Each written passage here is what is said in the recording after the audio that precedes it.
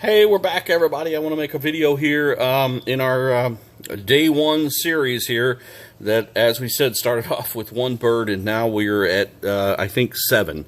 And it looks like we've got some fertile eggs in here as well. So we'll see how many we end up. I know at least 3 of these are fertile, maybe even 4. I think maybe these over here might be clear, but we're going to leave them and see. I've been fooled before. So anyway, we'll let those go. So we're going to at least have probably 10, maybe more. We have 7 that have hatched right now. All of them are eating. All of them are feeding well.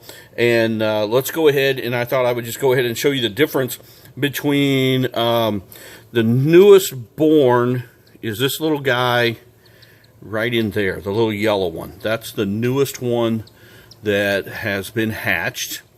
And let's go ahead, and he's I guess 2 days old now. So let's go ahead and let's get him out, and let's go ahead and feed him real quick. And you got to be very gentle here, and just we'll take him out. And his crop's close to being empty. You can see here that his crop here is pretty empty. So let's go ahead and let's go ahead and feed him real quick. Let's see here. And he's doing better about eating. He was pretty good from the beginning, but let's see how he does here. So he is not wanting to go very much here at all. So he's really finicky about eating. This one's a little tougher. So when that happens, you just have to take your time. Just take your time.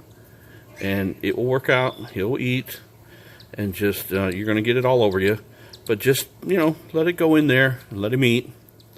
And you can just see by the size of my thumb and the size of his head how small this little guy is. So I can get that to stay in focus.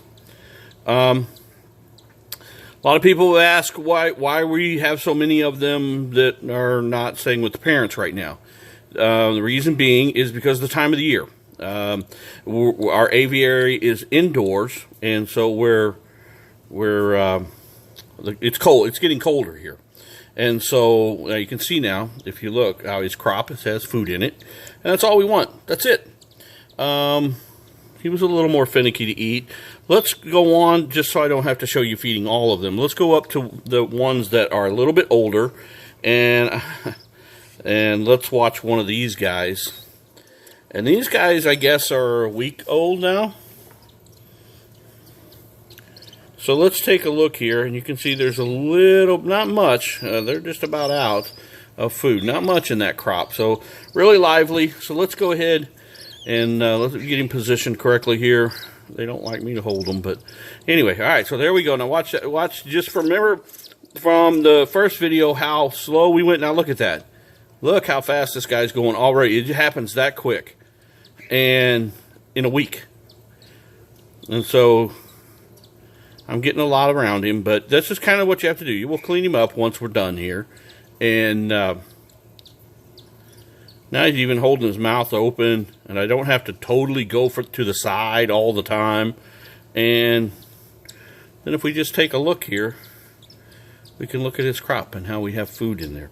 All right, we'll come back and clean him up, but I'll just go ahead and set him aside for now. So people are asking why we have eggs, or why we're hatching eggs instead of letting them stay with their parents. It's kind of cold right now, and the aviary is adjusting in temperature.